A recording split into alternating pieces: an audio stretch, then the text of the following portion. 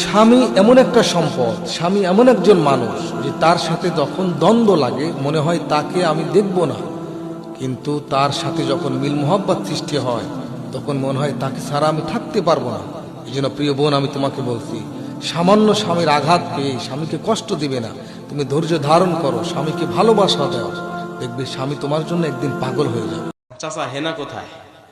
এই হেনার খোঁজ করতে করতে এক পর্যায়ে সে চিন্তা করে, হেনা যখন আমার কপালে আসলো না, তাহলে মূল্যবান জীবনটা আর রেখে লাভ কি, এই জীবনে রাখবো না। ও জীবনটা তখন শেষ করে দেয়। কথা ঠিক কিনা? কিন্তু যেই যুবক এই হেনার মতো মেয়েদের জীবনের পাল্লায় পড়ে, হেনার উপরে রাগ করে নিজের মূল্যবান জীবনকে নষ্ট করে দেয়, ওকে কি আপনি সুস্থ যুবক মনে করতে পারেন?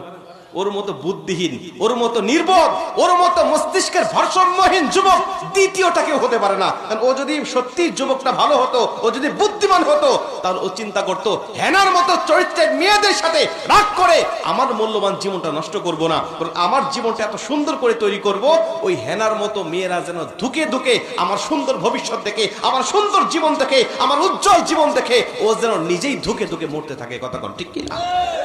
কেউ যদি মানুষের ভাঙ্গা অন্তর জোড়া লাগিয়ে দেয়, আল্লাহ পাকের জান্নাত তার জন্য ওয়াজিব হয়ে যায়।